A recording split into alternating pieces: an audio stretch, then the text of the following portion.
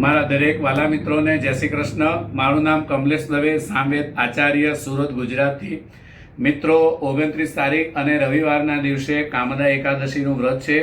એકાદશીનું વ્રત એક જ દિવસ પડે છે, આગલા દિવસે કે પાછલા દિવસે એવું કોઈ આવતું નથી। જેમ કે 2 અગિયારસ આવે તો પહેલી અગિયારસ એ સાધુ સંતોને બધા કરે ને બીજી અગિયારસ જે વૈષ્ણવો હોય તે કરે છે, પણ આ અગિયારસ બધાએ એક જ દિવસે કરવાની છે, 29 તારીખ અને રવિવાર। એકાદશીનું નામ છે કામદા એકાદશી। તો આપણા ગ્રહ સંસારની અંદર કોઈક વાર એવું બની શકે કે પૂજાપાઠ કરતા સમયે અથવા ધાર્મિક કોઈ ક્રિયા કરતા સમયે, ભગવાનનું ભજન ગાતા સમયે જાણતા અજાણતા ગમે ત્યારે શરીરની અંદરથી કોઈક વાર કામ વાસના ઉત્પન્ન થઈ જાય છે।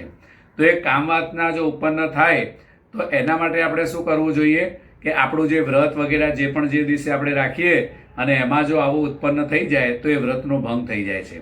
એવી રીતે જ આ અગિયારસની જે વાર્તા છે એમાં પણ આવે છે કે જે સભાની અંદર જે ગંધર્વ હોય છે એ ગંધર્વ પોતાનું ભજન ગાવતો હોય છે અને એ દિવસે તેની પત્ની ત્યાં આવતી નથી, તો એને યાદ કરી અને મનની અંદર કામવાસના એને ઉત્પન્ન થાય છે, એનું મન બહાર ભટકી જાય છે અને ભજન બરાબર ગાઈ નથી શકતો। રાજા એને શ્રાપ આપે છે કે તારું ભજનમાં ધ્યાન નથી, તું ભજન જેમ તેમ ગાય છે તો તને શ્રાપ આપું છું, એમ કરીને શ્રાપ આપે છે। પછી એ જ રાજા પછી એને કહે છે કે ભાઈ જે ચૈત્ર મહિનામાં કામદા એકાદશી આવશે એ દિવસે તારે વ્રત કરવાથી એ વ્રતનું ભંગ જે છે એ દૂર થઈ અને શુભ અને સારા ફળની પ્રાપ્તિ થશે।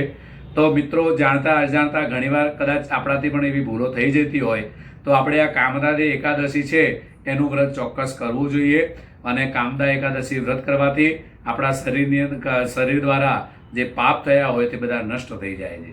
જો મિત્રો વિડીયો સારો લાગે તો કોમેન્ટની અંદર જય શ્રી કૃષ્ણ લખી દેજો, તો ખ્યાલ આવે કે ઘણા બધાને વિડીયો પસંદ છે।